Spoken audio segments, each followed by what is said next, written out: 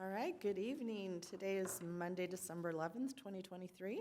Time is 6 p.m. I am Kathy Sizemore. I am the chairperson for Temecula's Community Services Commission, and I'm calling this meeting to order. We will begin our meeting with the flag salute led by our Commissioner Hawks. Please rise. Put your hand over your heart. Ready? Begin. I pledge allegiance to the flag of the United States of America and to the republic for which it stands, one nation, under God, indivisible, with liberty and justice for all.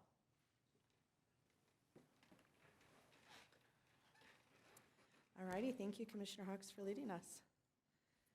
Okay, let's go ahead and do our roll call attendance. Commissioner Castro, Here. Commissioner Hawks, Here. Commissioner Kingsburg, Here. Vice Chair Audi, Here. Chairperson Sizemore, Here. all present, thank you. All right, thank you. Tracy, do we have any public comments? Yes, we do have one comment on a non-agendized item, and it will be Laurel Lamont. All right, thank you. For public comments, we have a total of 30 minutes provided for members of the public to address the commission on matters not listed on the agenda. Each speaker is limited to 3 minutes. Laurel? Thank you for joining us this evening.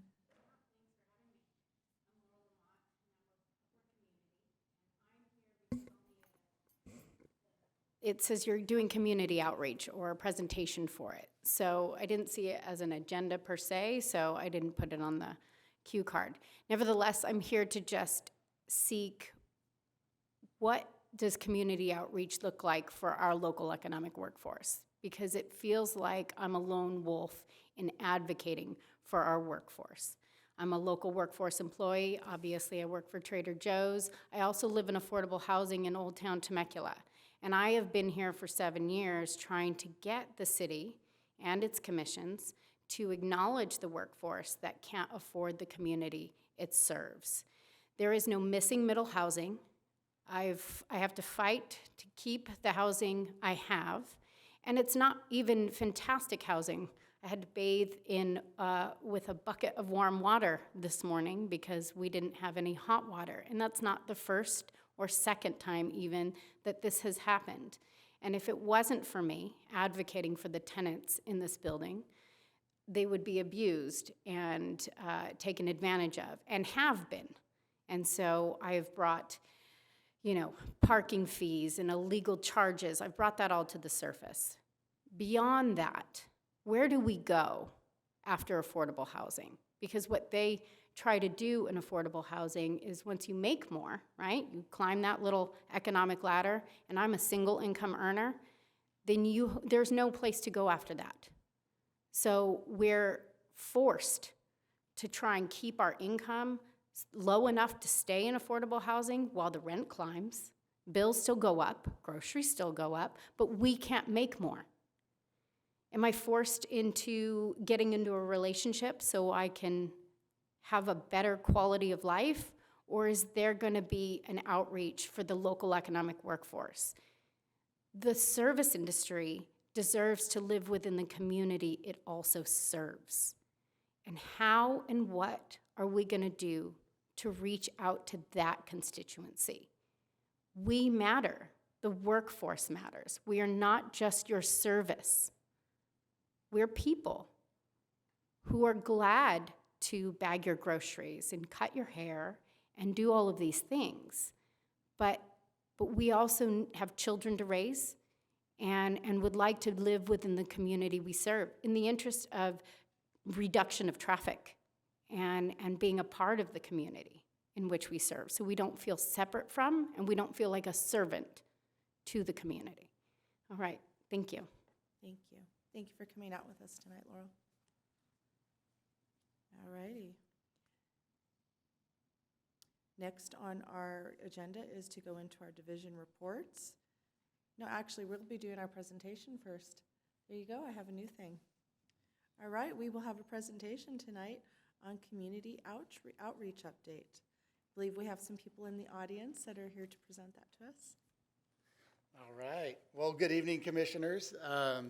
We're your community outreach team, and as you are already aware, our main focus is promoting our department's programs, events, and activities, which, given the size of our department, is no easy task. But we do our best to keep our community informed and educated on everything we do via our social media platforms and other tools. Tonight, we're just going to give you or bring you into a small glimpse into our world. For time's sake, though, we're going to focus our attention on how we kind of handle our social media. We're specifically going to talk about Instagram, talk a little bit about Reels, share some interesting statistics, and provide you with a few success stories. But before I get started, I just wanted to let you all know that all of our marketing projects are truly a team effort. Staff is constantly multitasking, and although team members may have a certain skill in a particular area, they all share job duties.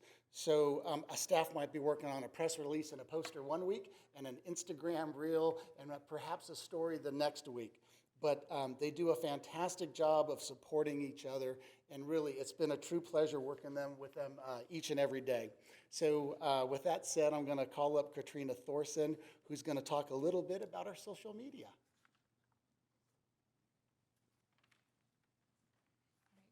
Good evening, Commissioners.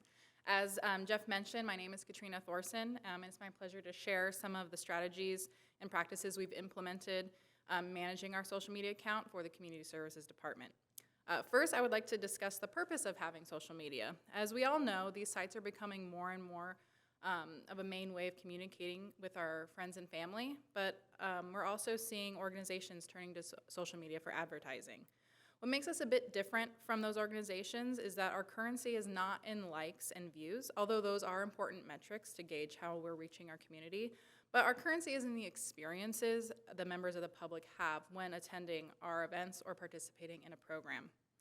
We have found our social media pages are an invaluable resource to spread the word about our services and programs. However, what makes social media so unique as a source of information is that it is a platform for two-way communication with the public. We believe that social media is a great place to build trust with the community by having those conversations and engaging with them on this digital platform. This includes responding to comments and messages, which is something that we found usually is always appreciated and typically ends in a positive experience. What also builds trust on a social media platform is the frequency of posts we make. When you visit an inactive social media page, it makes the viewer unsure if the organization is open, operating, or etc. We try to post once every business day, some weekends and holidays as well. Not only is the frequency of posts important, but it also the stylization of the post. As you can see on this slide, there's two examples, and each are from our Temecula Parks and Rec page. The first one is from when our Instagram page, before our team took it on in 2021, and the second is a current screenshot of our Instagram page. And you can see the differences between the graphics that were used before and the visuals now, which are focused on real-life images from our events. Seeing members from our own community highlighted on this page not only builds that connection that we strive for, but also gives public the insight into that event, and in turn strengthens the trust that we strive for by establishing expectations for what that person chooses, for when that person chooses to participate in that event. As you can also see in the feed, the current feed, we also cover a wide range of topics. Since the Community Services Department is comprised up of so many different divisions, it's important to us to share as much of the wonderful things our staff put on to the public as possible. You can see here that we have theater, museum, teen zone, inclusive services, senior services, aquatics, special events, sister city, and sports, all in just one screenshot. In addition to highlighting these programs on the main community services page, we do help create content for our subpages when time permits. Our subpages include Temecula Valley Museum, theater, and aquatics.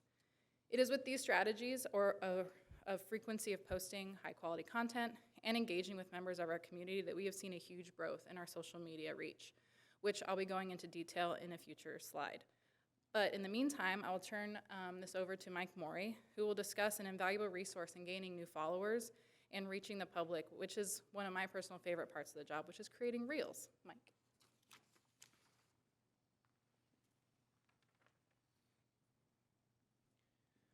Good evening, everyone. So Our reels currently, depending on the subject, are currently drawing anywhere from 90 to 95% non-followers. This is no more evident than our Halloween Carnival reel, which saw 149,000 views. And we actually heard at that event from a family that saw that reel online and came to our event all the way from Orange County. Trends are also very important to the world of social media. First, we try to find a trending audio that is not peaked. And a peak is any reel that about 100 to 150,000 other profiles have already used. Once it's gotten to that point, the trend is pretty much already on its way out. Secondly, we try to hit 15,000 views quickly to get into an algorithm which Instagram then pushes out. We've noticed with past reels, once that number is reached, it kind of blows up from there. Next, we've also found that the details and caption works really well. That allows for your video to play over and over while they read the caption, and Instagram then will tag that as something that that person may like, and then it essentially adds our profile to their algorithm. We've also seen other cities join in on the fun, as evident in the city of South Pasadena saw one of our reels, copied it, and then tagged us thanking us for the inspiration. Editing these reels are also very key. We've noticed that editing directly in Instagram helps boost your reel. Anything that we've posted after editing in Adobe does okay, but not always as well as editing directly in Instagram. And I will say this, editing is an art. Anyone can throw images and video up now on Instagram and make a reel. However, a cleanly edited reel can make the difference and keep your viewers engaged from now and then into the future. Videos have also changed on Instagram. We followed suit by changing our park adventures, which was once shot horizontal to vertical. And after we did that, we did see our numbers increase from that point on. And then ending on a positive note, we recently heard from a local resident named Pedro Caro, who was looking for something fun to do with his son. When he researched inexpensive things to do in Temecula, he found our park adventures and ended up visiting all of our parks this past summer. It was truly a heartwarming story, and hearing how parks brought him and his son together, and him even witnessing his son's first steps at a park. Now, while personal stories are great, our numbers also back that up, and I'll now bring Katrina back up to take a deeper dive into our statistics.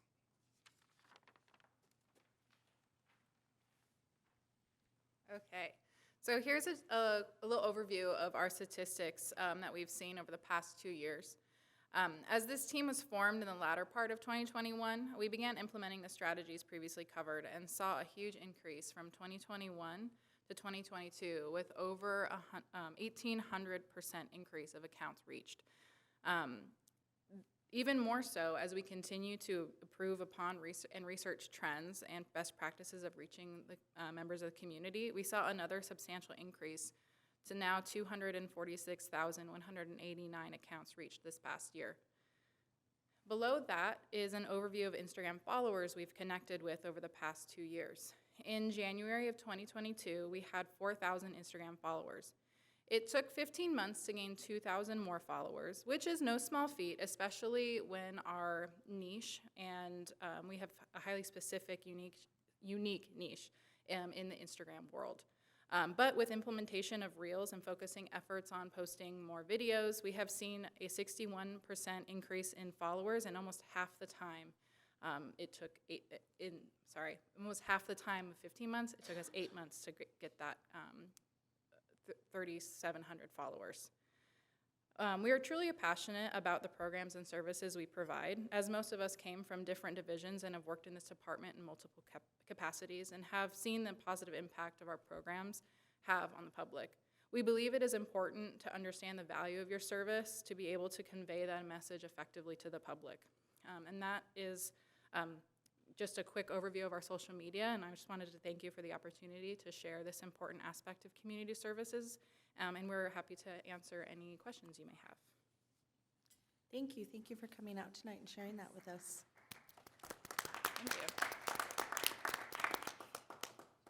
We will go ahead and take questions and comments from our commissioners now. And we will go ahead and start with Vice Chair Audi. Before we jump in, would you mind introducing Zoe, just in case? Yes. Hi, I'm Zoe Adkins. I'm a new addition to the team. I started in May, and I'm just helping along with all the social media and marketing. We've heard a lot about you, Zoe. And Zoe is the face of our ultra viral Halloween reel, so. I noticed that. Yes, we learned about you on the social media. Yes. So, Yes, that one. anyway, great presentation, guy.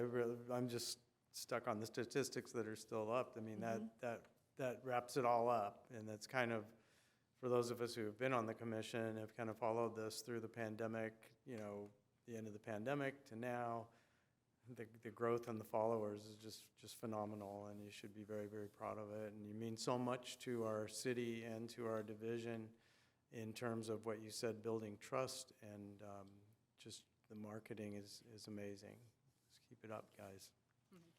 Thank you, Vice Chair Audi. Commissioner Castro?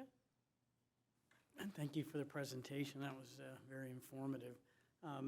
So I saw, listening to the presentation, it seems to be very Instagram focused. What other social media are you using, and how are you looking at what's evolving in the social media world, like with the implosion of Twitter and X, and moving to things like Thread and other social media?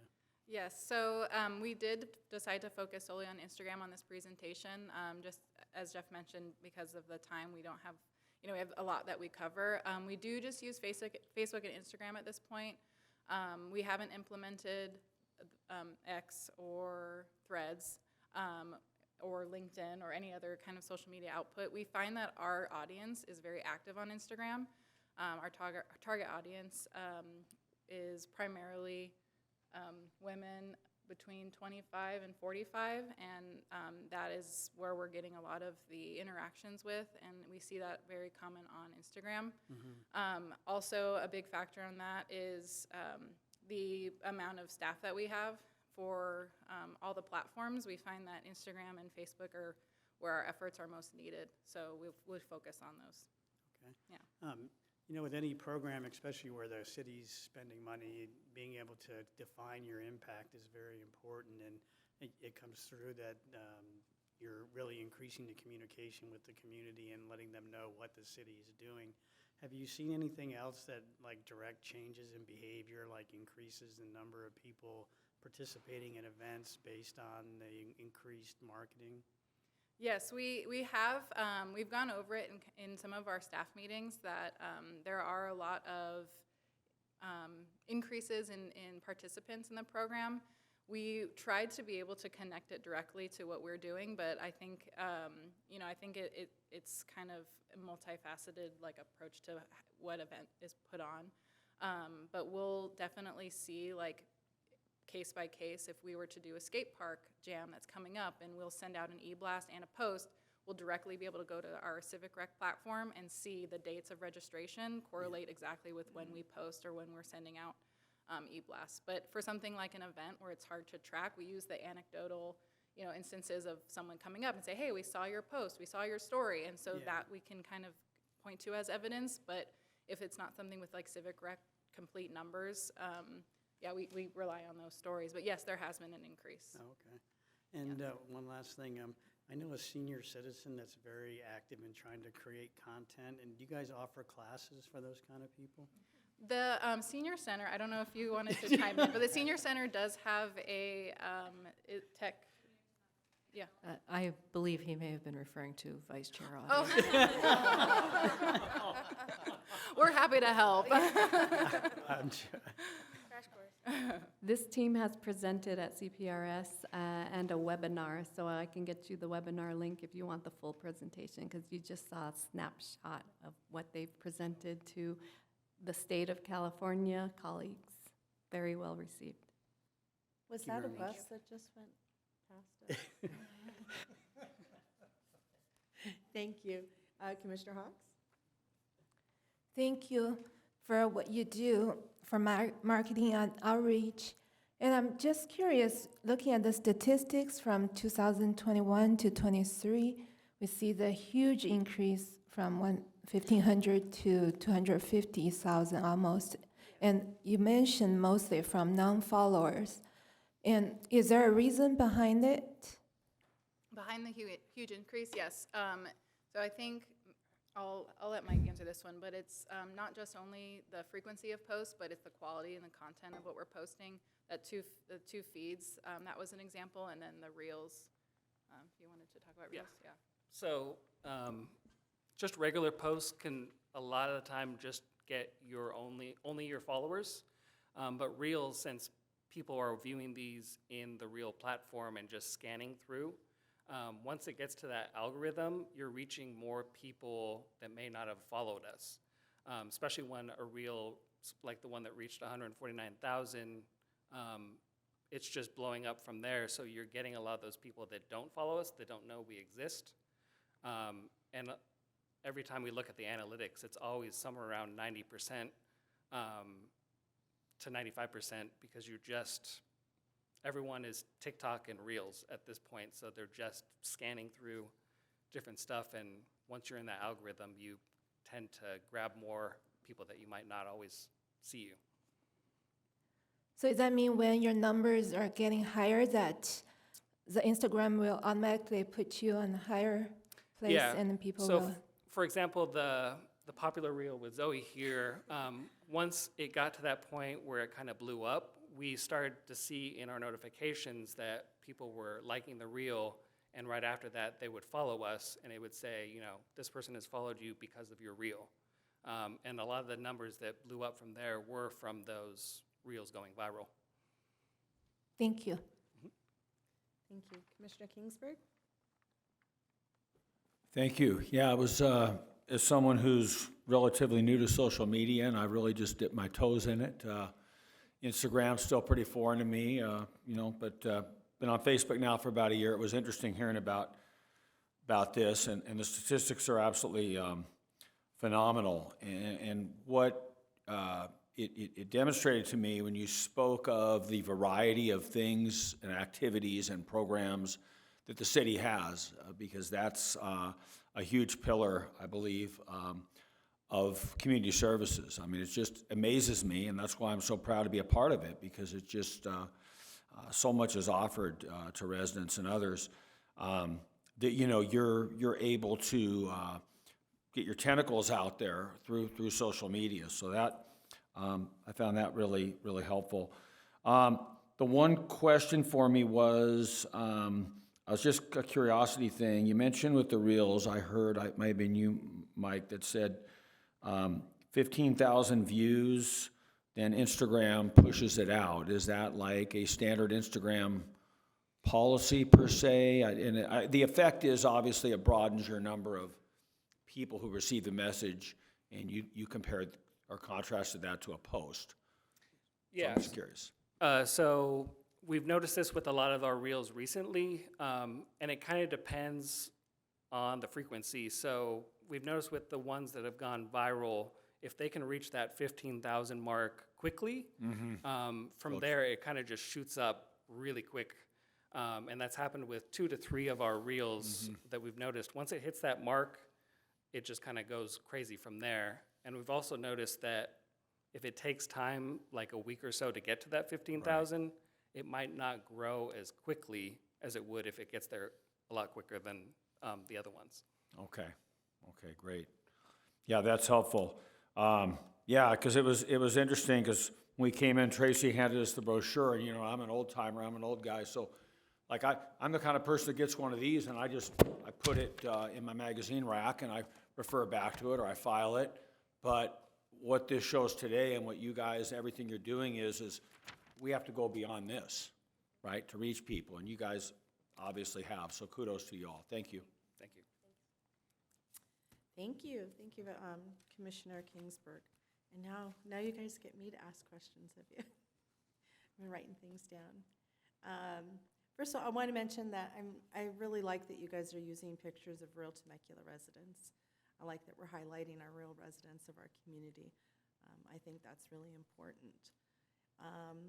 I wanted to ask a question as far as, do you have some type of content calendar, and how are you connected with our main Instagram account for the city?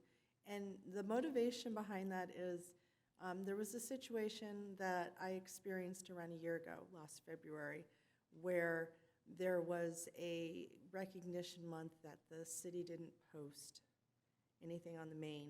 But I had seen recognition on our channel, the Parks and Rec, and I just didn't think anything else about it. And so my question is, how are you guys, is there any type of cross-collaboration or shared content calendar where you guys are making sure that maybe you guys are communicating the same things, or not communicating, not stepping on toes? No, yeah, so I'll step in on this one. You know, our goal for us as a team is we're not shooting for as many views as we can get. If we just get a few, at least we know we've connected with some of our community. So we're not always looking for, you know, what's going to be the biggest thing. We will post anything our department does because that's what our community wants to know. A post might not get that many, and that's okay. But what we also do is when we post these things, we do send things to folks to collab with us. Okay. So if we create something for the museum, you know, you'll see it on their post as well. You know, there is maybe a bit of a disconnect with getting the word out to a bigger platform within the city, but we're always looking for ways to work together. So, but sometimes that, can be a bit of a struggle sometimes, but we do reach out and we try to collab with everybody to get the word out. Okay. A couple more questions on using social media. One, I do like it. It is free, so it is something that all of our residents should have. Sorry, I talk with my hands. It's free, so our residents should have access to be able to receive this programming messaging. Are we utilizing it to communicate things such as, I know like we have the, for lack of a better word, the scholarships for our aquatics program during the summer. I think that's from the First Five. Like the First Five program? Are we utilizing our social media avenues to communicate any of that information? Aquatics does have their own page, Okay. and then they've actually, this team has created a special meeting with the folks that handle marketing for their divisions. So we're trying to work more closely because the whole goal is we're here for you. So we're still working with folks to get everything out there. It's so hard with, you know, being such a big department, but but aquatics gets stuff out, and then we try to support them as best we can. And we actually have Melissa from Aquatics here today, so I'm sure she could speak to that. Absolutely, yes. So we have in the past advertised our First Five scholarships. We do some different marketing for those just to like multi-language, and then through the school Peach Jar, so it's going directly to school participants, and then the preschool that's right by Temecula Elementary School. So we try not to overpromise in a platform that has so many followers and then be inundated with requests that we can't fill. So we try to really target, especially for that one, the people who really do need it, so that way we're not kind of getting an overflow specifically for that. Okay. All right. Thank you. And I'm going to ask one last question because the topic is community outreach update. So maybe this is not a social media thing. I'm going to just asking questions, taking in our public comment. Is it possible to do that? You'd like to ask a question about Laurel's comment? Well, just as far as our community outreach.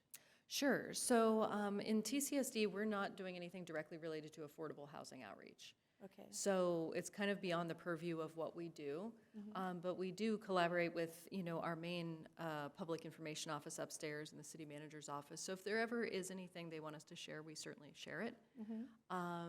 Laurel's concerns is, you've been at city council meetings and you've heard Laurel's comments about really wanting the city to do more in that affordable housing space and to find ways to provide accessible housing for working individuals who are in that kind of zone where they make too much to qualify for affordable housing and not enough to really buy into the housing market. And as all of us who have adult children know, it's a really tough time, particularly for young people trying to make their way into the housing market. But our community outreach team at this point isn't really dealing with that issue.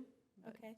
I think what the question I was going to ask is, how are we using our community outreach in regards to our affordable housing complex here in Old Town? When we have events that would affect, I'm thinking about when we're closing down streets, how are we doing our community outreach to make sure that they're getting that information? So we actually do that community outreach in a very direct, hand-to-hand way, and I'll let Dawn speak more to it, but we don't rely on like a buckshot approach. We go directly to the affordable housing units and provide them with information. Dawn? Okay. We do. We don't do anything via social media for our Old Town residents. Okay. That is strictly through the property managers. And I know Laurel very well. I have her email. She has my email. So everything I send to the property owners, I also send to Laurel, and she helps disperse it as well. Okay. All right. Thank you.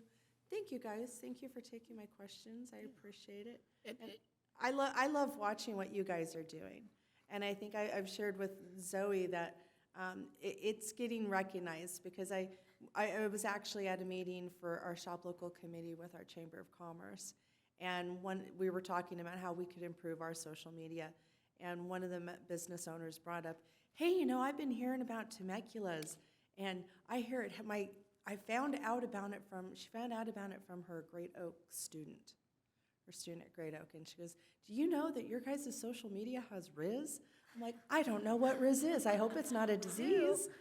So you guys are doing something good. I know now what Riz is. Merriam-Webster word of the year. Yes, yes.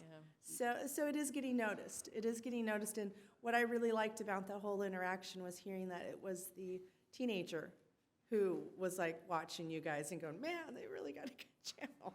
So thank you. They are doing an amazing job. And there's probably no way to pull up the Pedro video, is there? Like, that we could play it here. If the answer is no, if you could just shoot a link to our commissioners directly so they can all just. Okay, fantastic. So in closing, I just wanted to let you all know that we're just talking one thing, how we use for marketing. I mean, we're also using tools. We do Peach Jar, we do e-blast, we're doing press releases. We have stories on Instagram, we use Facebook. So, this is just one little piece, one tool that we use, but we're spread, So if you're not on social media, we try to get you at other places too. Well, I know you guys are doing trending stuff, because there's one that you guys did here recently, that you guys are dressed in Christmas costumes or something, and it's like dark, and then it's like light, and you guys are moving around. And I, was doing the scrolling thing one evening, and then I started to see other accounts doing that. I'm like, well, I guess this is trending, or maybe they're copying Temecula. So, really enjoy what you guys are doing. Thank you for what you're doing and how you're promoting our city. Thank you for having us. Thank you. All righty, now let's move on to our division reports now.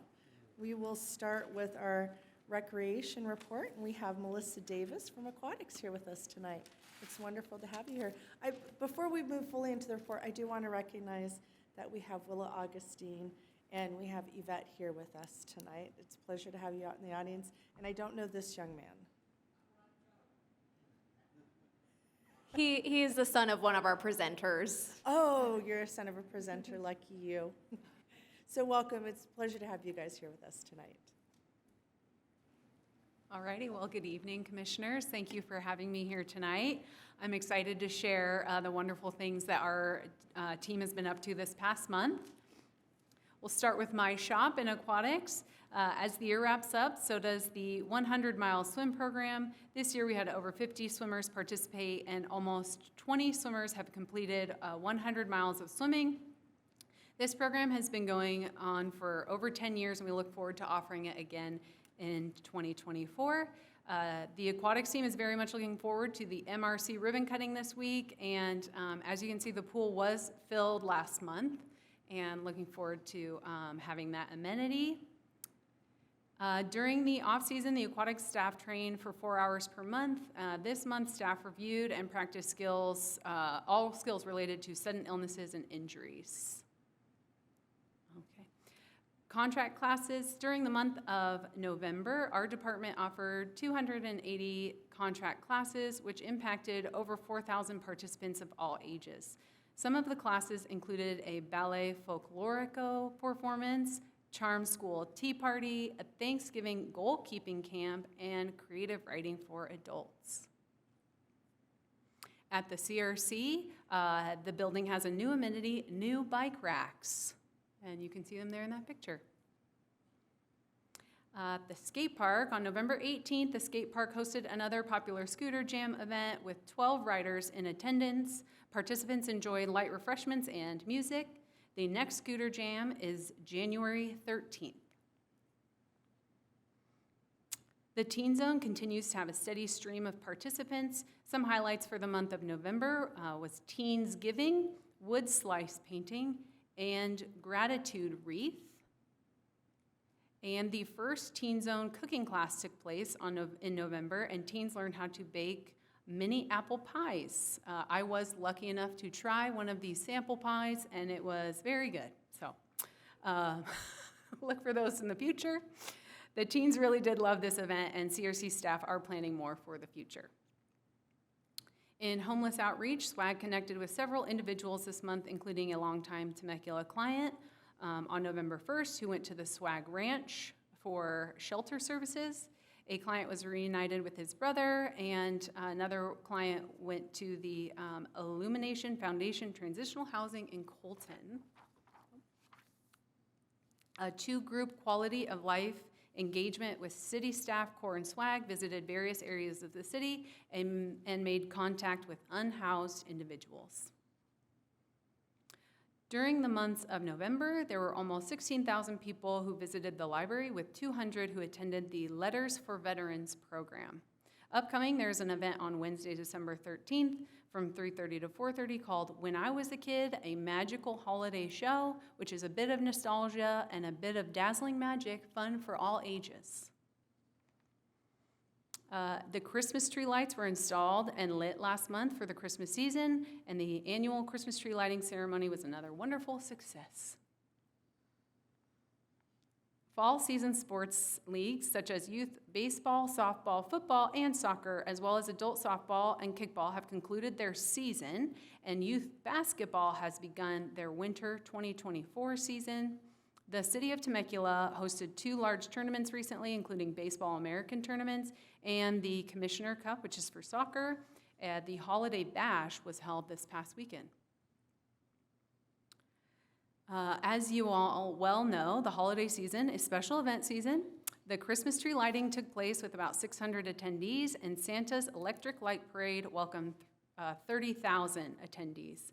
Coming up, the Ice Rink has a grand opening on December 15th at 5 p.m. The Holiday Bike Tour will be on December 16th at 7 p.m. And the New Year's Grape Drop, voted one of the most unique New Year's celebrations, will be held on December 31st, starting at 6 p.m. And the special events team aren't the only ones offering holiday festivities. Holiday season is also theater season, and they began celebrating in November with Nutcracker the Mouseicle, which I did double check to make sure that was correct, and the Nutcracker Ballet and A Christmas Carol. Total attendance in November was almost 4,000 guests. The Merc continues to offer a wide variety of entertainment, including jazz, country, classics, stand-up comedy, speakeasy, and in November, they sold out for the Brazilian Latin jazz. And that concludes my report for this evening, and I can take any questions. Thank you, Melissa. Appreciate having you here with us tonight. We'll go ahead and take questions and comments from our commissioners. We will start with Commissioner Hawks. Thank you, Melissa. And I have a few questions. First one, for the scooter jam, there are 12 participants. Usually it's around that number, I remember. Are we promoting this to local schools, or is there a limit for the number of participants? I'm sorry, for which program was that? The scooter Oh, jam? scooter. I am not sure about the promotion. I believe it is through Peach Jar. I do know that some of our outdoor activities can see a decrease in attendance as the weather changes. So that can sometimes affect some of those programs. Okay, thank you. And the second one is about the swag ranch. Is that located in Temecula? No, the ranch is in Paris, I believe. Okay. Yeah. I'm wondering, there are times I see shopping carts around different areas of town left by the homeless. Is there a way, do we contact the city or? Yeah, so the best thing you can do is, if you don't already have the city app, if you download that city app, there are ways you can make reports on it, and you can just report what you see. And then it automatically gets emailed to the appropriate staff, and then we follow up. The city did implement an ordinance that requires stores to implement ways of keeping their shopping carts corralled. So you'll see some stores now have like the tall flagpole kind of thing on the carts to keep them from going outside of the building. Some have an automatic lock if they leave the property. So stores are also required to do what they can to keep their carts from being stolen. Okay, I do have the app, so that's where I will report it. Yep, you can just report it on there. Thank you. Last one is about the parade. We had a great time at the parade, and I'm wondering, you're saying the number is 30,000. Compared to last year, is this an increase or about similar? This one, we did see a little bit of an increase compared to last year's parade. Thank you. Fantastic job. Thank you, Commissioner Ox. Commissioner Kingsburg? Thank you. Yeah, it felt like there was a lot of people out there. Very, very popular event. Kudos to Dawn and the entire staff, Tracy, everyone for putting that together. I also had a chance to attend the Christmas tree lighting, and I saw Dr. Hawks there, and that was a positive event for the community as well. And then my final comment, I do have a question or two.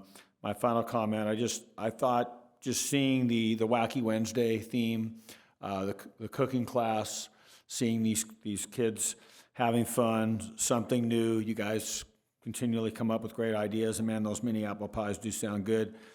And then just seeing, something I participated in way back, but, the adult sport leagues, I think that's really important. I think people need and want to make those connections with others and common interests outside of their vocation and their work, so that's just great.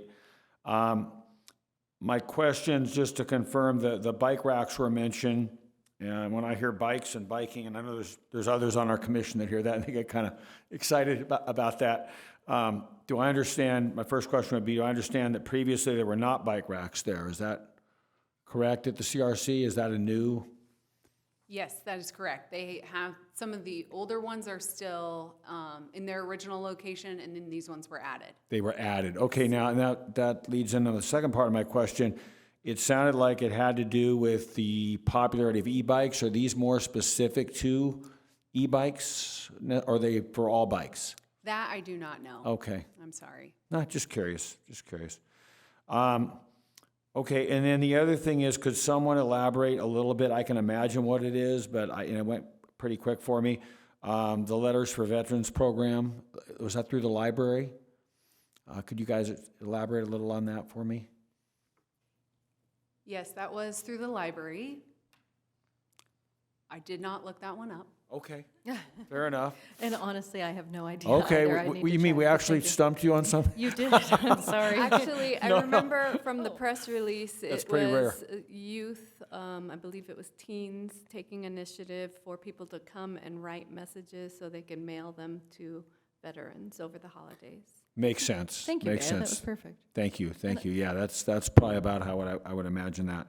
I Well, believe, that's wonderful. I believe Vice Chair Audi had a comment on the bike racks. Okay, great. No, they weren't e-bike specific. Those were a pretty good style where you can put multiple bikes on each one of those. Good. Trying to think, they're kind of a staple design, but a staple on a post is, I guess, what we would call it. But you can put multiple bikes, and they didn't have any charging stations or anything special for e-bikes. Okay. Wow, that'd be nice. All right. Well, thank you very much. Appreciate it, Melissa. Thank you for the report. Thank you, Commissioner Kingsburg. Commissioner Castro? Thank you for the report. I noticed that this was the first year Jeff and I participated in the parade, and there was an increase in the number of people attending. I'm not saying it was a causation effect there, but it did happen. So, All right, let's go on next. I had one question. Can you tell us a little bit more about the 100-mile swim program and what that is?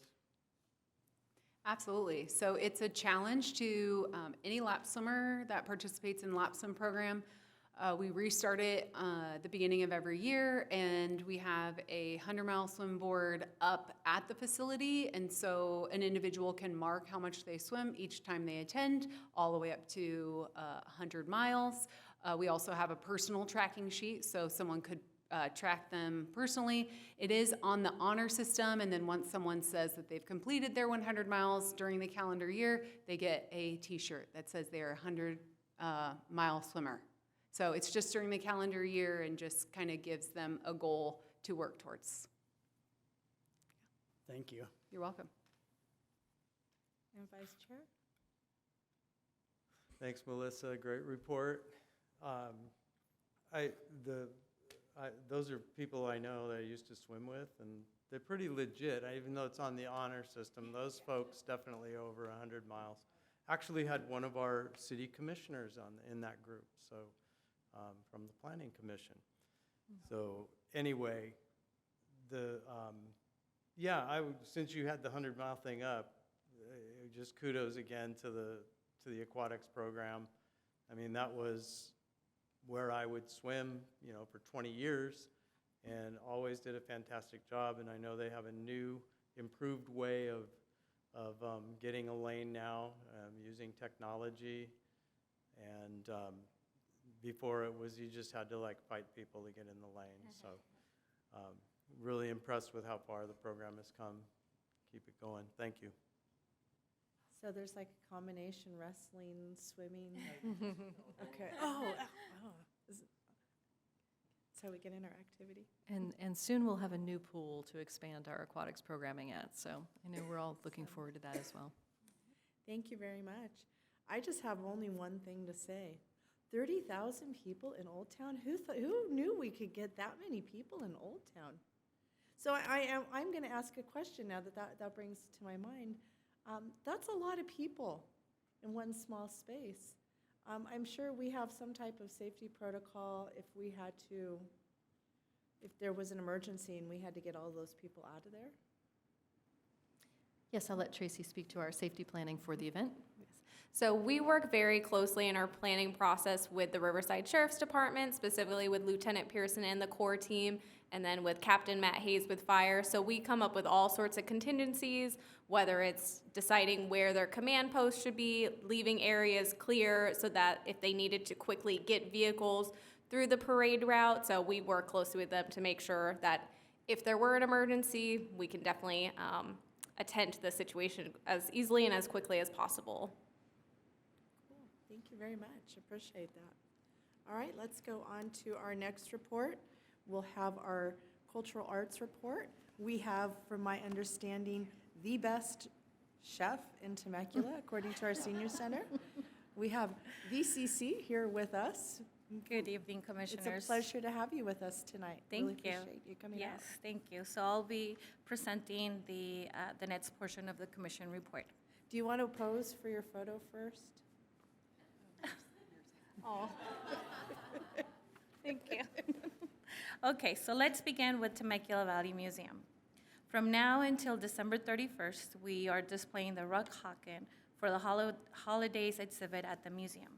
We had over 50 guests at our demo and exhibit event. And our Culture Day on November 11th featured Nepal with over 300 guests in attendance. Okay, Our Temecula art mural project unveiled this month was titled, and I'm sorry if I can't pronounce these names. I'll try. Kamitstakwat Kamtendaya, or Plant and Medicine by Pachanga School students. Okay. We had the Temecula delegation visit from November 28th till December 2nd, hosted by Tracy Frick and Isabel Morales. Okay. The upcoming mural project unveil will be December 13th, upcoming exhibit at the museum beginning January 5th, and meet the Quarter Door event coming up January 20th. Okay. Moving on to arts and culture. We hosted the artist Rebecca Flores with her exhibit entitled Finding My Joy. Art gallery showcase include the TVWC at the Rotunda, Jess Perma at the library, Michelle Trabesi at the Civic Center, and Rebecca Flores at the Merck. Next, we have community outreach. The Old Town photo op went viral on Instagram, as well as the Red Hawk Playground reopening. We have completed many projects, including the new Just the Facts with Zach episodes, upcoming projects, including the 2023 Social Media Summit virtual conference. Okay, moving on to inclusive services. In November, we hosted the High Hopes Thanksgiving Party, and we organized the Skip Thanksgiving event.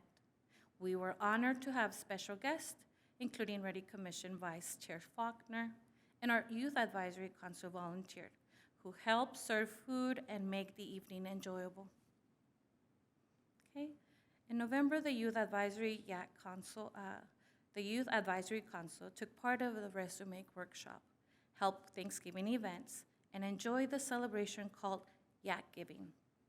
Additionally, the Inclusive Visual Art Program completed this fall season with showcase featuring participants' unique art and completed personal projects. Holiday Food Drive.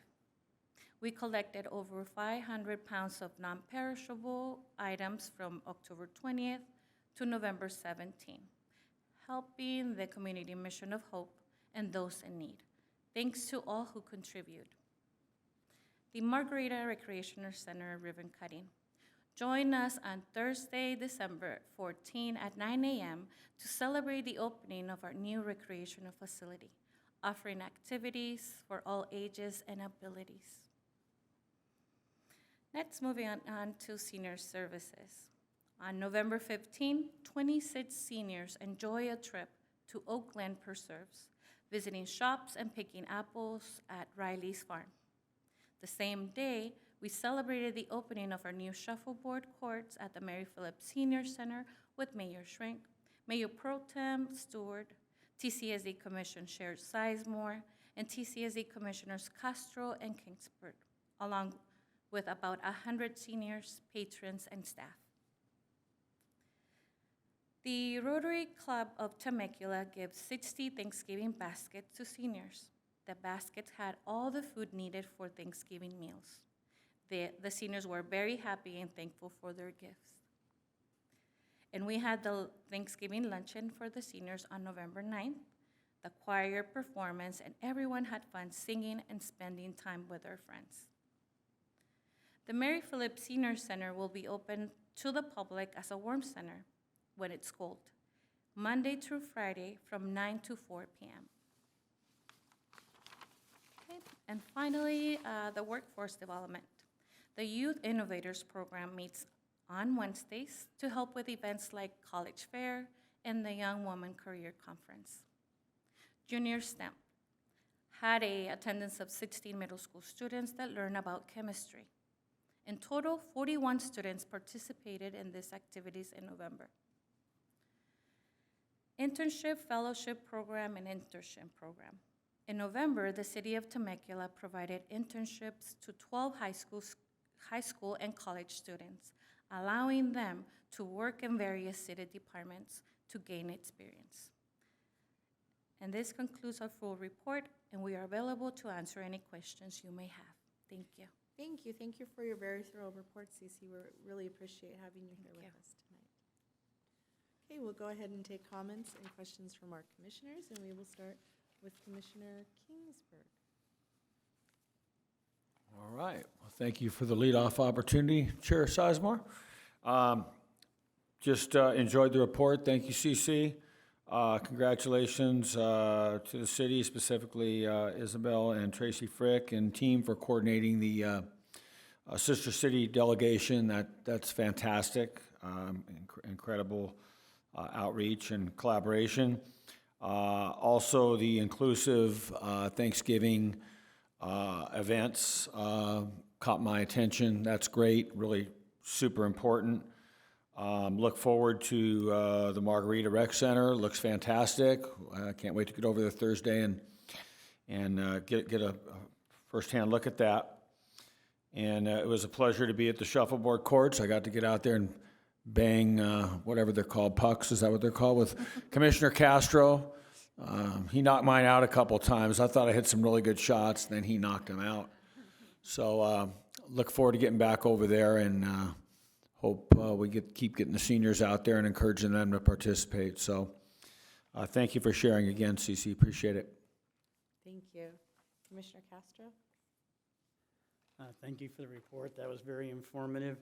What's the plans for when Zach changes? Is there going to be some follow-on, just the facts with Stu, or? So the mayor will get to choose. The mayor will get to choose? Yeah, the mayor will get to choose what direction they would like to go in for that, but our team is ready and able to jump in however is desired.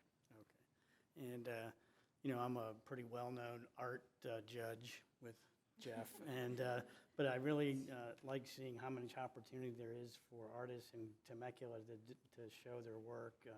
Seeing all the different places that the art is shown is a pretty big accomplishment for your organization.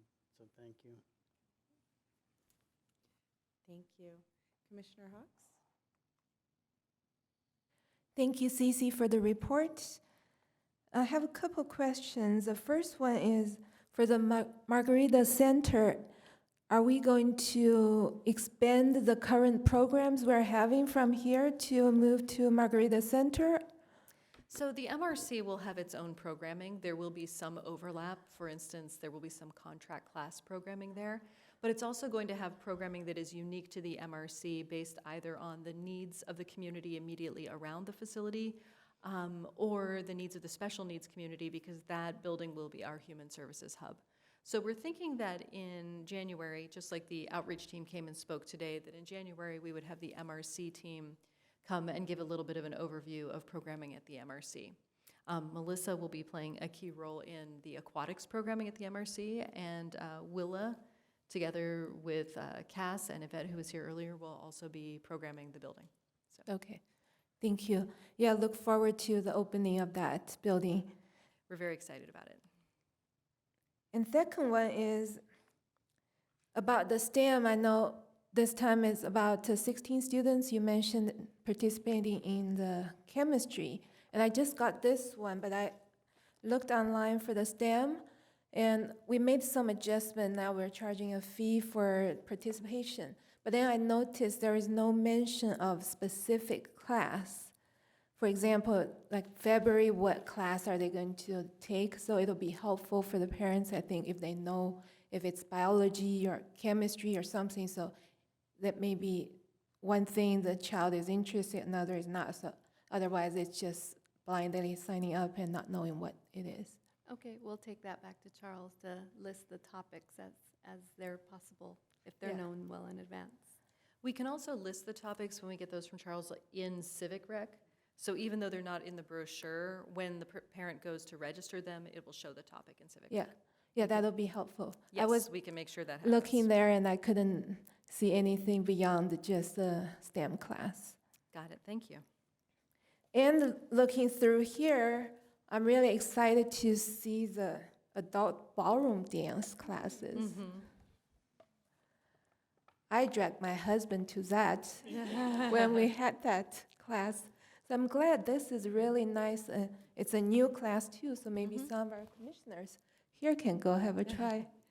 Yeah, it's been years since we've had, for many years, we had a ballroom dance instructor who retired from teaching years ago.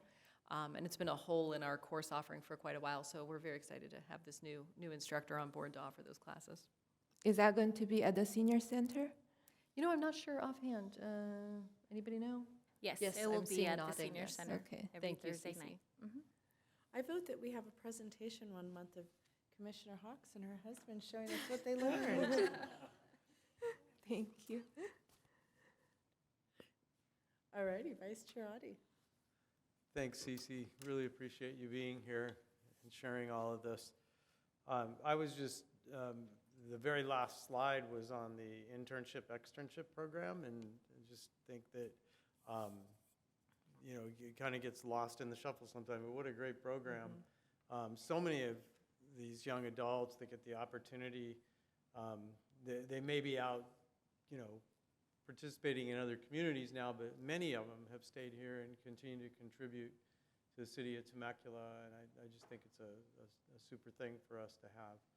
And then my last thing is, I guess I'll have to drag my wife to the ballroom dancing. Yeah. Okay. I think it's the other way around. Nice, thank you. All right, thank you for being here with us, Cece. We really appreciate having you tonight. And we appreciate having your son. It's nice having people out there. Enjoy. All righty. So we'll go ahead and move to our consent calendar. We have one item on our consent calendar, which is to approve our action minutes of our November 13th, 2023 meeting. Do we have a motion to approve those minutes? Move to approve. Do we have a second? I'll second it. All right. Tracy, could you please take a vote?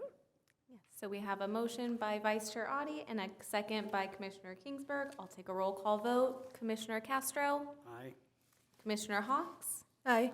Commissioner Kingsburg, Aye. Vice Chair Audi, Aye. Chairperson Sizemore, Aye. and the vote is unanimous. Motion approved. All right, thank you. Now on to our director's report. Does Director Russo have anything to share with us tonight? Yes, good evening, everyone. First of all, just a quick reminder for that ribbon cutting for the MRC on Thursday, 9 a.m. over at the MRC on Margarita Road. We are super duper excited to be cutting the ribbon on this building. It's been a long time in the works. I think we did our first community needs assessment. We started it in 2015 for this building. So it's been a long time coming. We're very excited. The building will not be open to the public at that point. This is just a soft ribbon cutting, but anybody who attends will be able to tour the building. So you'll be able to walk through and kind of see the building. It's not 100% done. So there will be some details, some finish work, and then we anticipate opening to the public in later in January or February. And then later in the spring, we will be having a grand opening to the public, probably in the, I think we're looking at a date in April, right, Dom? Yes. So in the April timeframe, we will be having a grand opening to the public where we'll be inviting our friends from TES next door, as well as anybody else from the public who would like to attend. We'll have activities, open house, fun, food, drinks, the whole thing. So we're very excited about that as well. But we'd like to see everyone there on Thursday just to cut the ribbon and celebrate this almost achievement. So the second thing I wanted to bring up was some of you, I think all of you were actually CC'd on a couple of the emails regarding tennis at Great Oak High School. Just wanted to provide a little context there.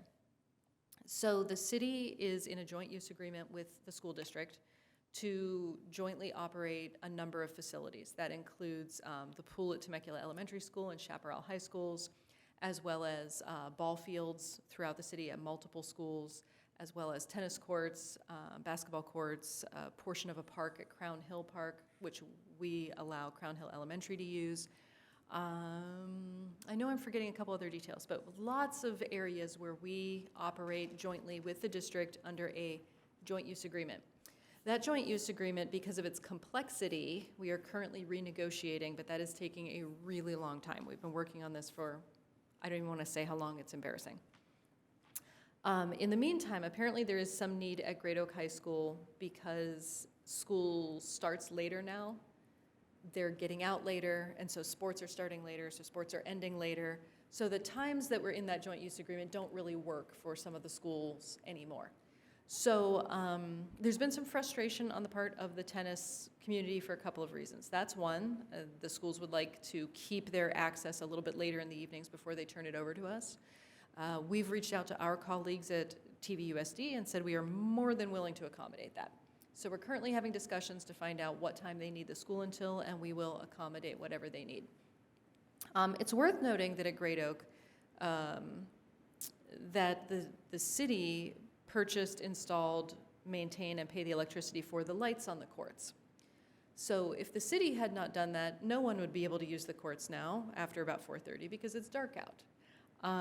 But there doesn't always seem to be an understanding of the role that the city plays in actually maintaining, supporting, and providing infrastructure investments in some of these joint use facilities. Part two is there are a number of private coaches who like to offer advanced tennis instruction to their clients, students on the Great Oak courts. Technically, neither the city nor the school district as public agencies permit commercial activity. For us, you would have to be a contract instructor. We do have 2 contract tennis instructors. They actually teach at Temecula Valley High School and then one of our parks, Friendship Park. They don't teach at Great Oak right now. And for the school district, if you wanted to do that, you would have to go through their facility rental reservation process, pay the rental fee, turn in your insurance, et cetera, et cetera. So there's the separate issue, which is private instruction, and that is causing some consternation. So we're well aware of it, but we've been responding. We've been talking to the school district. We're doing our very best to work everything out. But in the meantime, tempers are flaring, and there are a number of emails going around. So I just wanted to provide some context on that and see if any of you had any questions about that issue. / comments. I have a question. Sure. Are you seeing the private instruction being an issue on any other facilities or? Yes, I mean, that's something we see in all of our, not all of our parks, many of our parks. A lot of times it's private instruction in, like boot camp classes. We get a lot of boot camp. We call it piracy when people are going out and teaching classes in the parks. Allegedly, there's also an issue with sports clinics happening. I think it's a little harder for a sports clinic to get fields to do that because most of our fields are actually actively reserved, so. The problem for us as a city is a couple of things. One is that a lot of times when people advertise these classes, they say things like, I'm teaching yoga in Ronald Reagan Park. Meet me there on Saturday morning, and people see Ronald Reagan Park and they assume it's a city class. And now let's say that instructor is not safe or not appropriate or doesn't show up or takes people's money or whatever. People come to the city and say, hey, why did you let this instructor do this? And we didn't. We also had that happening actually with dog obedience classes. We had some obedience classes being taught in the parks, and people are charging money, taking money from members of the public, and we have nothing to do with that. The other reason why is because it's a public amenity, and the city cannot just freely give a public amenity to a private enterprise to use to make money. It's a gift of public funds, which is why if you're one of our contract instructors, we operate on a 70-30 split. You get 70% of the revenue, we keep 30%. And you get live scanned. We do background checks on all of our contract instructors. You have to submit an application. You have to tell us exactly what you're teaching. All of your registration goes through our Civic Rec registration software, so then we have everybody's liability waivers on hand. There's a lot to it. You know, in today's day and age, there's so much litigiousness, there's so much opportunity for liability, and this is part of how we protect the city from liability. I didn't know if there was an issue with enforcement or people, there being conflict with when people are doing it and being told to stop and that type of thing. Yes. And if you're one of our city employees who works in a capacity where you have to tell the public not to do things that they want to do, that is a not always fun position to be in. And some of our staff do it with more maybe nuance and grace than others. And I think there may have been an issue that precipitated some of this most recent episode that involved possibly a situation not being handled with the same degree of tact that we would hope. Thank you. Mm-hmm.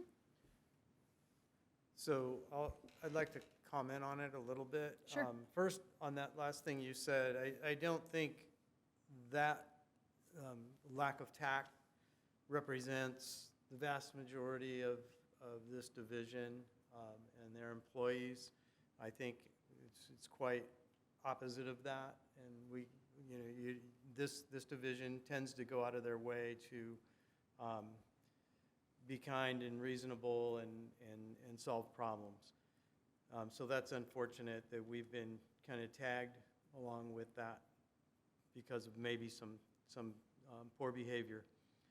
I think I'm kind of looking at the bigger picture because this kind of jumped up at us here.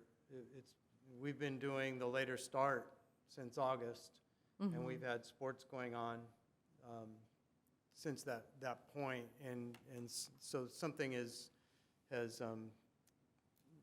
stimulated this activity.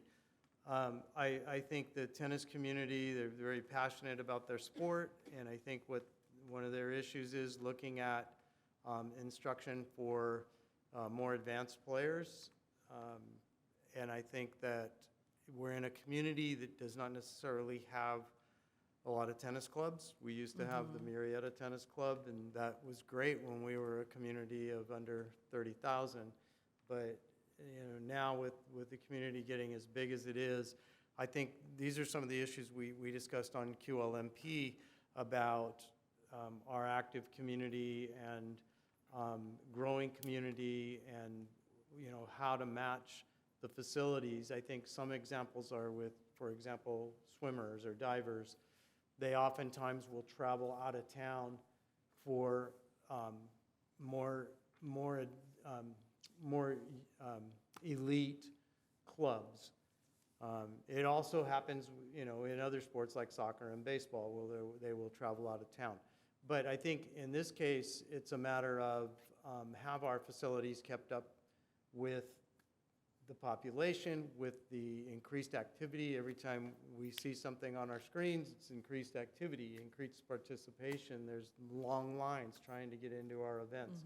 So I think that we need to, it's not just community services, but the city has to really start taking into account, maybe working with the business community in looking at some collaborations, on looking at some facilities that can meet the needs. But we have to start thinking differently about how we build our facilities. I mean, we're crossing our fingers that we get a grant to use the land on the north side of town for our new sports fields park, and we just don't know if that's going to happen. So now we're running out of land. We're running out of places to build courts and fields and gyms. So I think in the big picture, I want to just go on record and saying, it's something that keeps coming at us. I go back to that swim community again, who's come to us several times about a 50-meter pool. So we need to keep those things and not drop the idea, even if we solve the problem in the short term. Let's keep that long-term vision in mind. I appreciate you tying that into other sports and other activities where we see something similar. What you see in your book, in the brochure that you have there, community services is geared towards providing as many and as much variety as we can for recreational activity. We provide a lot of dance classes, a lot of youth dance classes. But if your child really excels at dance and really wants to become a performer, they're going to outgrow what we offer, and they're going to end up going to like a Temecula dance company or a private dance instruction. We offered an intro to water polo course where kids can learn the basics. They can have a fun recreational experience and kind of get to sample at things.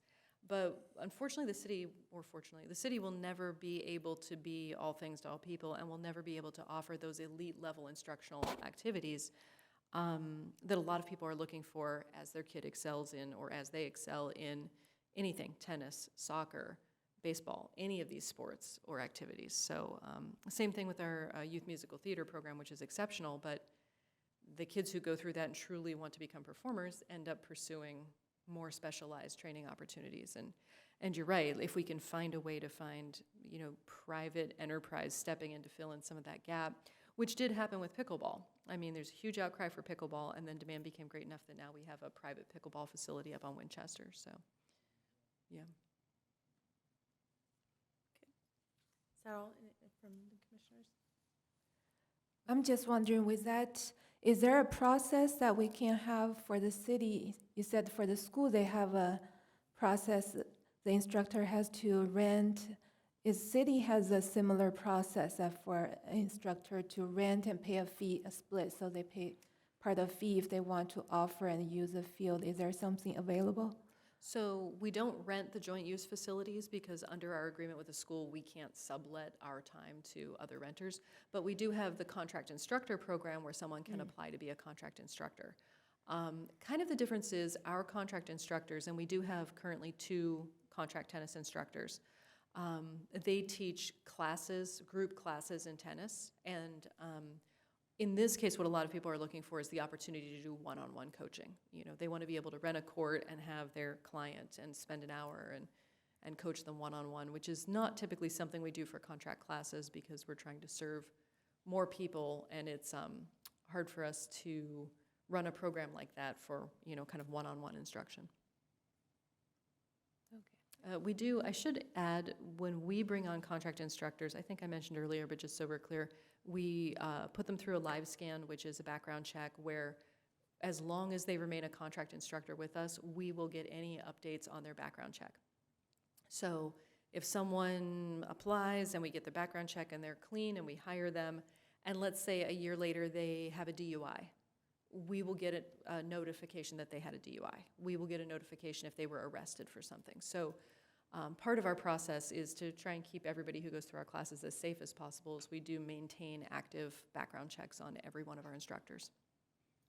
I'm just thinking, maybe that's something can add to the current contract instructors if they want to, or the students are willing to go further, take private classes like the swim. I remember there are like private or semi-private classes for 1 or 2 kids. So if there's something we can offer, we have the facility, that might be a solution for that. We will be talking to the district more and seeing what we can do. All right, thank you very much. Just, I'd like to clarify something. First, Erica, thank you for bringing this up. It fills in some of the gaps from the email.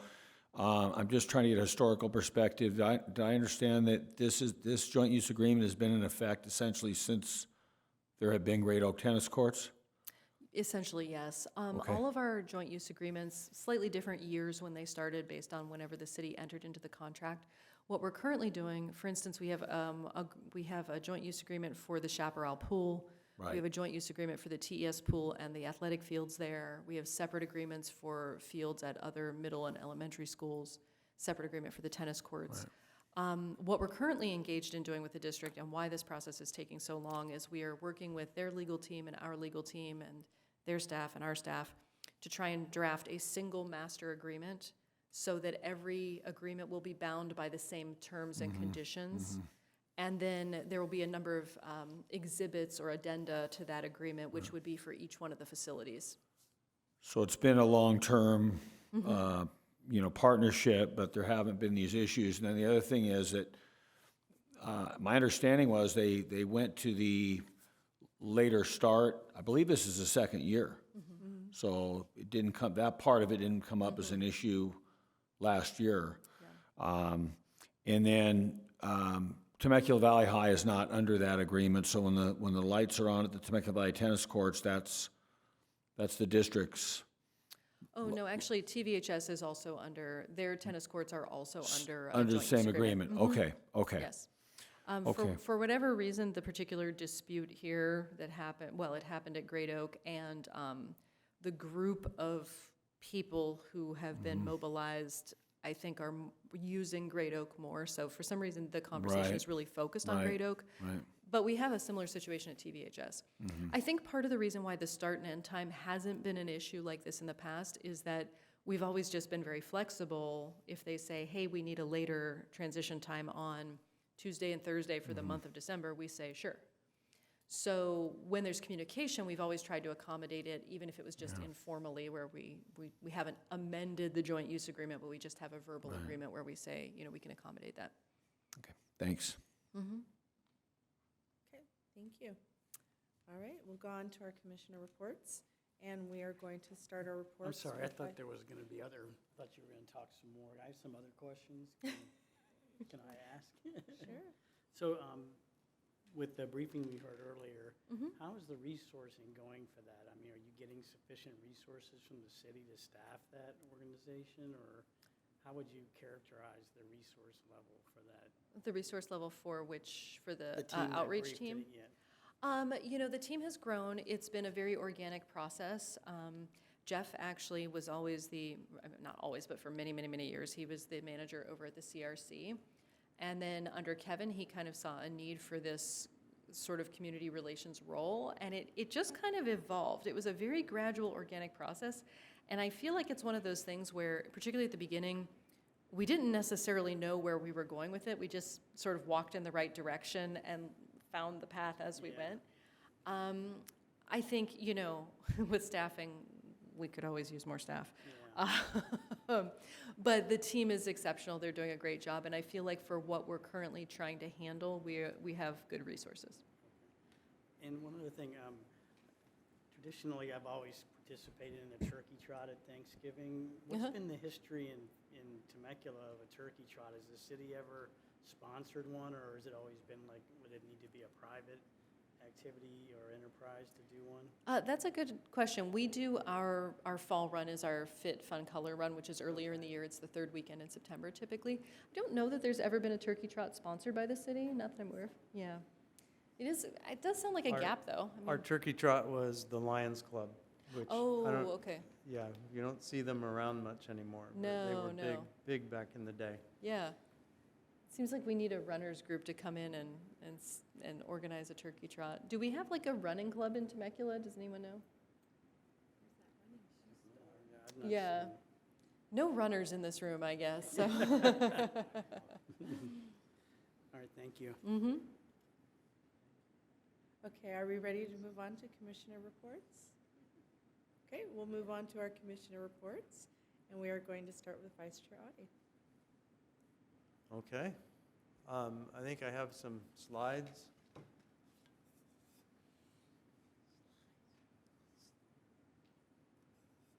So as those are coming up, I participated in a joint, speaking of joint uses and things we do with the school district, there was a committee on e-bike safety that was attended by staff from both the city and the school district, including representative, the lieutenant was there, and representative law enforcement.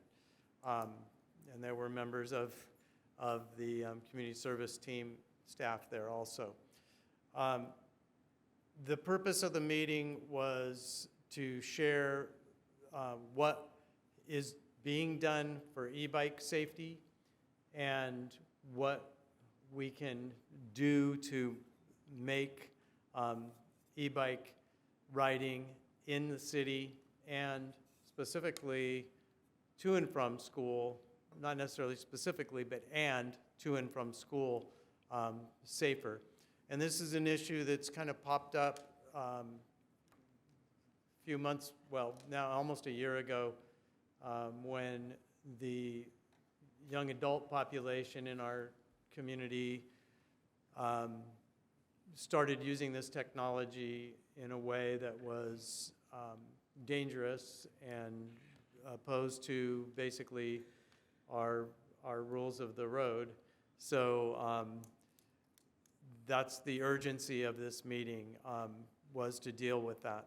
So what is being done currently with the city of Temecula, and I was there representing the advocacy group, Bike Temecula Valley, kind of give some kind of somewhat focused, I don't want to say expert advice, but more of a bike-focused viewpoint on it. And so what the city of Temecula is currently doing, and kind of BTV working with them, is the law enforcement is responding to violations. There have been several vandalism reports and safety reports that have come out from a lot of our homeowners associations. And so we've also been responding to communicate back to those homeowners associations on what we are doing and what we have planned to do to help them out. We are having discussions for for bike safety education. In the city, we've talked about it, I believe, here at this commission about having contract classes for bike safety, possibly having online courses, and at events having bicycle education rodeos. And then we also have a program that has been around a while, and now they are under the auspices of Bike Temecula Valley, and they've been working with traffic officers, fire, district resource deputies, and CHP on catching students with their helmets. Actually, I'm using some of their certificates up there on the right-hand slide, handing out at Red Hawk Elementary School to some students who were caught with their helmets on. They get some gift certificates from businesses. So ice creams, pizzas, donuts, all kinds of good things that kids like, free teas, things of that sort. So caught with your helmet is something that's more on the positive side, positive approach to getting kids to be safe. The school district is sent out a public safety announcement to all TVUSD families regarding e-bike safety and bicycle safety in general. And it included a link to the TVUSD site, which has multiple resources on videos and so forth on e-bike and bike safety. They've been working closely with the Caught with Your Helmet program Caught with Your Helmet program. And then we have been over the last month, Commissioner Kingsburg has been a part of this too. And I believe Commissioner Castro may have attended assembly, but we are presenting bike safety tips to the students at the elementary schools at their weekly assemblies. So they have weekly flag salute assemblies. And so we hand out Caught with Your Helmet certificates in the morning, then we go to the assembly and we present some basic rules of the road and rules of the trail to the students. So that's what's being done right now. And then if you go to the next slide, thanks. If you go to what we're planning to do is probably more significant. This is just a start. The city of Temecula, I'm actually going to do the school district first. Planning their resource detectives or resource officers are going to training for trainers in January. So the goal was we were hoping to get some information out to the campuses with some bike safety education assemblies, more specific education programs. But since those resource officers cannot get trained until January, we made a decision in this meeting to put that off until when school starts in August. So kind of prime it as the school comes to an end this year, and then be ready to hit the ground running with those police officer led training programs for students on the campuses.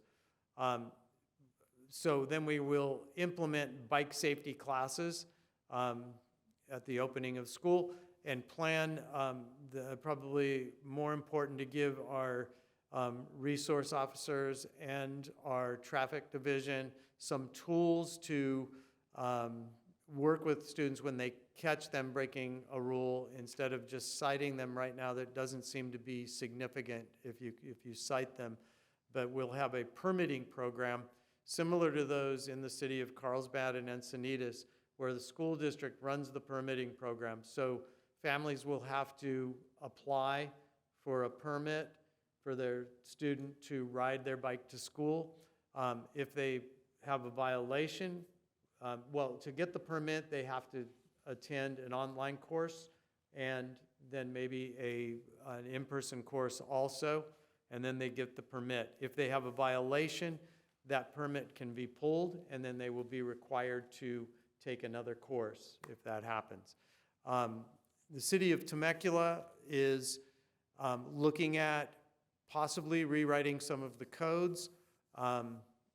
We do have a code where it is legal to ride on the sidewalks.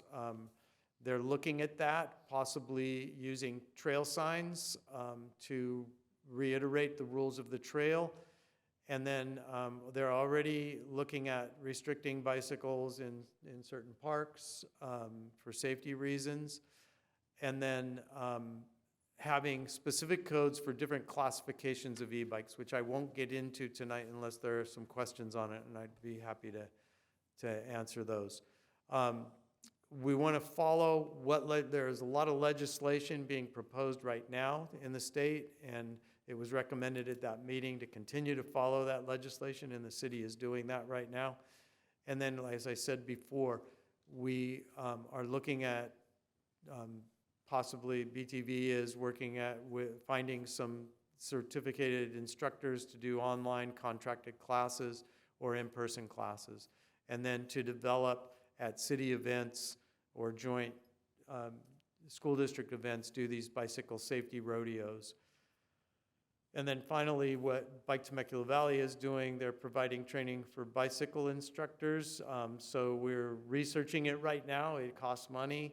And so we're working on a program where we can get people trained to become certified bicycle instructors.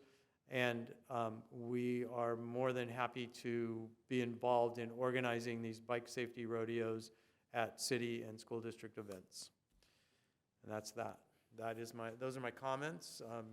Just take note that I have missed a lot of the events that are going on and activities, and I apologize for that, but I've been kind of involved in this. So there it is. Those are my comments. Thank you, Chair. All right, thank you, Vice Chair Audi. Appreciate all that you're doing. So thank you. All right, we'll go ahead and move on to our next commissioner. We will go to Commissioner Hawks. Thank you, Madam Chair. I have a few reports. I was at the Christmas tree lighting with Commissioner Kingsburg, and I want to say that Director Russo, you did an outstanding job emceeing the event. Thank you. And I was really impressed with the parade, with just how well it's organized, and I saw lots of new faces at different places. So it seems like the whole Community Services Department was mobilized. So thank you for all the hard work, make it so seamless. And very happy to see the great turnout from our community. I was also at the museum this last Saturday participating in the Around the World for Christmas. That was really fun to see a lot of families coming out. I really enjoyed that art class from Bigfoot.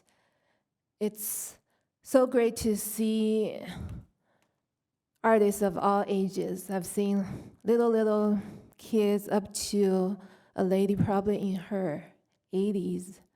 So it's really nice for people to go out and spend some time just to relax and play with some colors.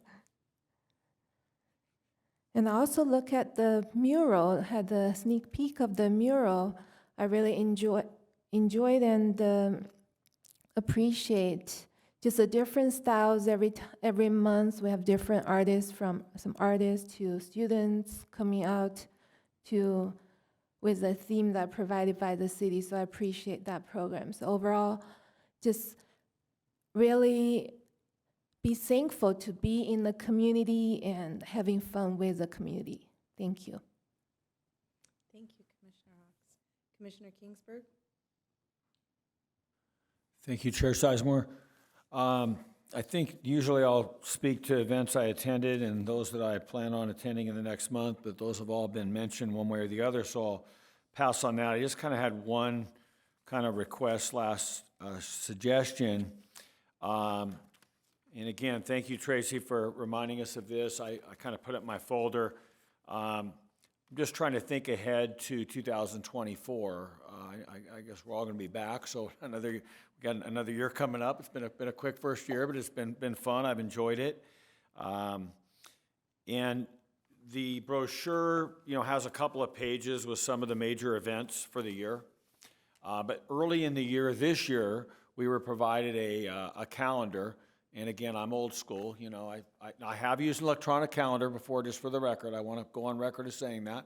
But, you know, currently I'm back using my paper calendars. So there's a lot of crossouts and color codes and all that. But anyway, long story short, and that's what I use, right? Well, actually, I'm going to not make it's not too much for December here with the holiday, but it would be helpful to get that. Again, thank you for providing that early this past year. That helped, and getting something for 2024 would be helpful, because I've already gone through here, and knowing when these events are in advance really helps me in my planning and hopefully my ability to continue to attend more. So I just wanted to put that out there. So Yes, we can definitely arrange to have printed calendars at the Thank you. next meeting. oh, that would be wonderful. That would make my January meeting right there. So thank you so much. That's all I have tonight. Thank you. And if you just make it a Google Calendar, I'll subscribe to it. Okay, I'll make both an electronic and a printed version, don't worry. Thank you. Commissioner Castro? I don't have anything beyond congratulating you guys on a great parade. That was, I had a really good time, and I appreciate the effort. I know how hard that must be. I'm sure there was a lot of behind-the-scenes, last-minute things coming up and having to run around, and so I appreciate it. Thank you. Thank you, Commissioner Castro. I'm just going to share, I really enjoyed, I want to say thank you to Isabella and to Tracy for being such great hostesses and showing hospitality to our sister city delegation that was here from Dyson. So thank you for just showing that Temecula hospitality to our visitors. And I appreciate that you are keeping that program going, and that you're showing that care to that relationship we have with our sister city. Thank you. I appreciate that. Absolutely, you're very welcome. And fortunately, we do have a volunteer from this delegation. She's just so hyped about the Sister City program, and she really, really wants to be a part of the association. So she's actually working to help move things forward by being a part of the association. That is great. I think one of my fears was, as we move from one generation of caretakers of our city to another new generation, my worry was that would get lost. And I'm so thankful to see that you're taking the baton, so to say, and keeping that moving forward. I look forward to seeing that relationship continue and to grow for years. So thank you. That is all I have for tonight. Anything else, Director? Nothing further. All right. Well then, with that, we are going to go ahead and adjourn our meeting until Monday, January 8th, 2024 at 6 p.m. here in Council Chambers. Tonight's meeting is adjourned.